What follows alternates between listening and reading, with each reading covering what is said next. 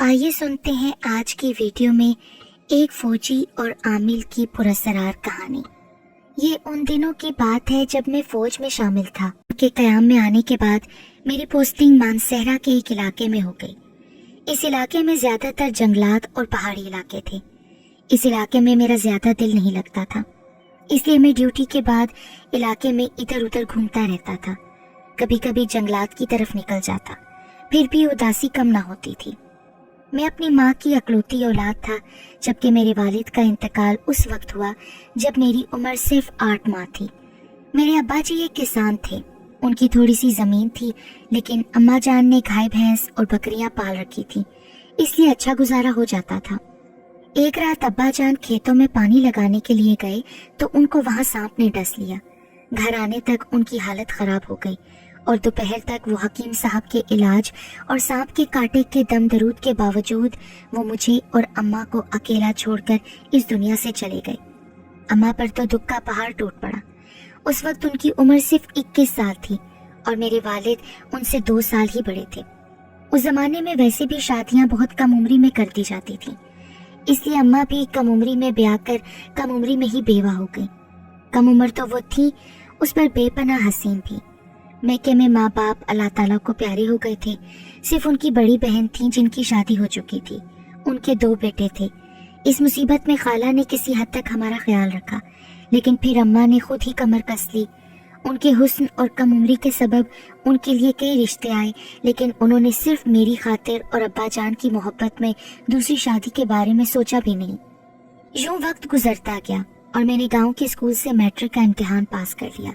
फिर एक दोस्त की मदद से फौज में शमूलियत इख्तियार कर ली, जबकि मेरी अम्मा चाहती थी कि मैं अपनी ज़मीन संभालूं। लेकिन फौज में शामिल होना मेरा शौक था और बानो को हासिल करना मेरा जुनून। बानो मेरी अकलौती खाला की बेटी थी। उससे बड़े 2 भाई और उससे छोटी एक बहन थी। खूबसूरत लड़की थी, लेकिन वो अपने चचाजाद जावेद को पसंद करती थी और मेरे लिए उसकी नज़रों में खासी नापसंदीदगी होती थी, क्योंकि बचपन ही से जावेद और मेरी आपस में नहीं बनती थी। हर वक्त हमारे दरमियान ठनी ही रहती थी। रफ्ता रफ्ता हम दोनों एक दूसरे के नाम से भी खार खाने लगे और जाहिर है वो जावेद की महबूबा थी, इसलिए मुझे नापसंद ही करती थी। लेकिन मुझे तो उससे ज्यादा इस दुनिया में कोई अच्छा लगता ही ना था। फिर फौज में शमूलियत इख्तियार करने का मेरा एक तरह से ये भी मकसद था कि जब वो मुझे पसंद ही नहीं करती तो मैं उससे दूर ही हो जाऊं, क्योंकि जब जब मैं उसे देखूंगा अपनी नारसाई का दुख और भी होगा।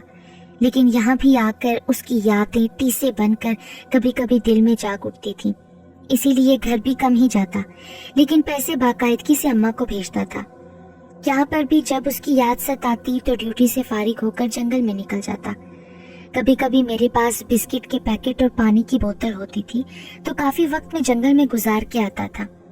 एक दिन ऐसे ही जंगल में घूम रहा था कि एक जगह एक आमिल किस्म का शख्स मुझे नजर आया। वो उस सर्दी के मौसम में भी घुटनों तक आती हुई एक धोती लपेटकर पहाड़ी से टेक लगाए बैठा था। देखने में कोई आमिल ही लग रहा था। मैले कुचैले कपड़े, बाल जटावा की सूरत कंधों पर बिखरे हुए थे। सूखा सा था वो, काले जिस्म पर मैल और राख की तह सी बिछी थी। उसकी उम्र कोई 50 से 55 के दरमियान लग रही थी। सूखे हुए हाथ पैर और गंदे गलीज नाखून, लेकिन उसकी आंखें बड़ी चमकीली और पुरस्कार थीं। लगता था जैसे उसकी आंखों में लाइटें लगी हों। मैं उसके पास गया, मैंने उसे एक बिस्किट का पैकेट दिया और पानी भी दिया।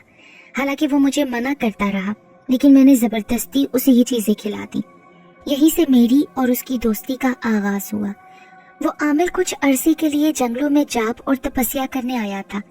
अब उसके इस जंगल में बस 10 दिन रह गए थे, फिर उसने वापस वहीं लौट जाना था जहां उस जैसे कई आमिल एक खानदान की तरह रहते थे। बनारस का शमशान घाट उनका गढ़ था। न जाने क्यों मुझे उस आमिल से दिली लगाव सा हो गया था। अपनी वज़ाकता के बरक्स वो खासा नर्म दिल और बेज़रर सा इंसान लगता था। मैं अब रोज ही वहां जाने लगा। अक्सर कुछ खाने पीने की अशिया भी उसके लिए ले जाता था। वो अक्सर अजीबो गरीब किस्म की पोजीशन में कोई मंतर मुंह में बुड़बुड़ाता रहता था। कभी वो एक बाजू जमीन पर टिकाकर अपना बाकी जिस्म हवा में मुअल्लक करता, कभी सर के बल उल्टा जमीन पर खड़ा होकर जाप करता था। जब मैं वहां जाता तो वो मेरे साथ बातें भी करता। उसने बताया कि बहुत साल पहले वो हरियाणा में एक करियाने की दुकान चलाता था। वो और उसकी बीवी बहुत मोहब्बत से रहते थे, लेकिन उनकी कोई औलाद नहीं थी। उसकी बीवी बच्चों के लिए पागल हो जा रही थी। उसने दिन रात मस्जिदों मंदिरों में माथा रगड़ा तो शादी के 12वें साल उनको औलाद की उम्मीद हुई। लेकिन जब उसका बच्चा पैदा होने लगा तो जिंदगी के अमल में ही वो इस दुनिया से सुधार गई, और वो बच्चा भी जिसके लिए उसने जाने क्या क्या जतन नहीं किए थे वो भी पैदा ना हो सका। वो भी माँ के साथ इस दुनिया से रुखसत हो गया। इस बात से उसका दिल ऐसे उचाट हुआ कि उसने दुकान मकान बेच दिया और खुद अनजाने राहों पर दर दर की ठोकरें खाने लगा। फिरते फिराते वो आमिलों के एक ग्रोह में शामिल हो गया और अब वो इस जंगल में दिन रात तपस्या कर रहा था। मुझे उसकी जात में और भी ज्यादा दिलचस्पी पैदा हो गई थी। उसका और मेरा दुख एक जैसा लगता था। वो भी एक औरत में और मैं भी एक औरत की खातिर दरबदर हो गए थे। फिर उसका जाने का वक्त आ गया। वो और मैं बहुत उदास थे। मैंने उससे खतों किताबत के लिए पता पूछा तो वो हंसने लगा। कहने लगा कि हम आमिलों का कोई ठिकाना नहीं होता, तुम किस पते पर चिट्ठी लिखोगे। खैर जाते जाते कहने लगा कि तूने मेरी बड़ी खिदमत की है, बोल कि तुझे क्या चाहिए। मंत्रों में ऐसी ताकत होती है कि इनसे सब कुछ हासिल हो जाए। मैंने उसको अपनी और बानों की सारी कहानी सुना दी तो उसने मुझे कागज पर एक मंत्र लिख कर दिया कि ये मंत्र 3 रातों तक सूरज ढलने के बाद 21 सुर्ख साबित मिर्चों पर पड़ना है और अपने आगे आग जलाकर बैठना है। फिर मंत्र पढ़कर वो मिर्चें आग में जला देनी है। ये अमल करने से वो तुम्हारी मोहब्बत में गिरफ्तार हो जाएगी, लेकिन याद रखना 3 दिन से ज्यादा ये अमल नहीं करना। ये कहकर वो रुखसत हो गया। मैं कुछ दिन तक तो उसके जाने के बाद उदास रहा, लेकिन फिर रफ्ता रफ्ता काम में मसरूफ हो गया। उन्हीं दिनों गांव से खत आया जिसमें माँ ने अपनी खैरियत के साथ साथ ये भी बताया कि बानो का रिश्ता पक्का हो गया है जावेद से। इस खबर को पढ़कर मेरे दिल में बेचैनी मजीद बढ़ गई। मैंने चश्मे तसव्वुर से अपने दुश्मन जावेद के साथ उसे दुल्हन बने देखा तो दिल जैसे किसी ने मुट्ठी में भर लिया। मैंने उसी रात सुर्ख मिर्चों पर उस मंत्र के जाप का इरादा कर लिया जो उस आमिल ने मुझे बताया था। सुर्ख मिर्चें मैंने अपने फौजी बावर्ची खाने से हासिल कर ली थी। मैंने उस आमिल के बताए हुए तरीके के मुताबिक मंत्र पढ़कर 3 रातें ये अमल किया। फिर तीसरी रात मेरे दिल में ये ख्याल आया कि ये बात तो मैंने उस आमिल से पूछी ही नहीं कि अगर लड़की किसी लड़के से मोहब्बत नहीं करती हो तो उसको अपना बनाने के लिए 3 रातें, और अगर लड़की सख्त नफरत करती हो, किसी और से मोहब्बत करती हो और उसका रिश्ता वहां पक्का हो जाए तो फिर कितने दिन अमल करना चाहिए। इस बात को सोचकर कि बानो तो मुझे नापसंद करती है बल्कि नफरत करती है, तो मैंने 3 रातें मजीद ही अमल कर लिया। फिर इस तरह मैंने 6 रातों तक ये अमल किया। फिर इस अमल के असरात देखने के लिए अपनी छुट्टी की दरख्वास्त लिखी, लेकिन वो मंजूर नहीं हुई क्योंकि उन दिनों बड़ा अफसर छुट्टी पर गया हुआ था। अल्लाह अल्लाह करके वो कुछ दिनों बाद वापस आया तो मैंने उससे छुट्टी की दरख्वास्त की जो उसने मंजूर कर ली। अगले दिन मैं गांव जाने के लिए सामान बांध ही रहा था कि गांव से तार मिला।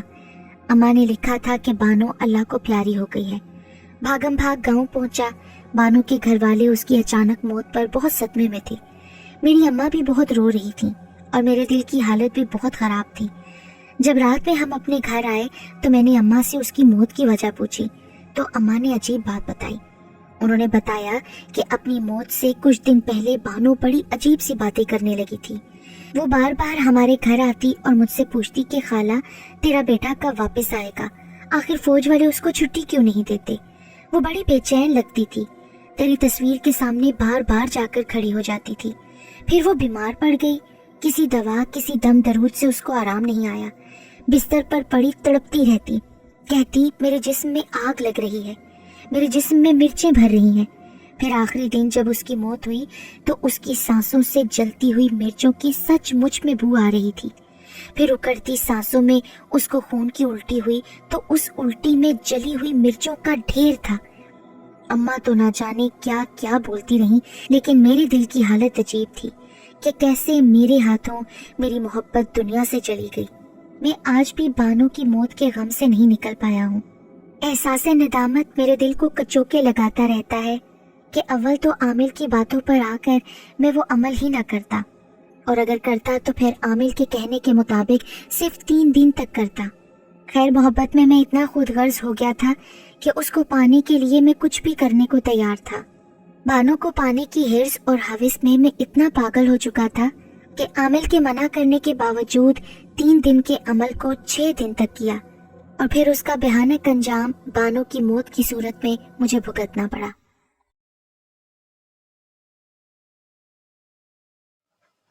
اگر آپ کو ہماری ویڈیو پسند آتی ہے تو ویڈیو کو لائک کیجیے اور مجھے کامنٹس میں بتائیے آپ کو ویڈیو کیسی لگی، اور چینل کو ضرور سبسکرائب کیجیے۔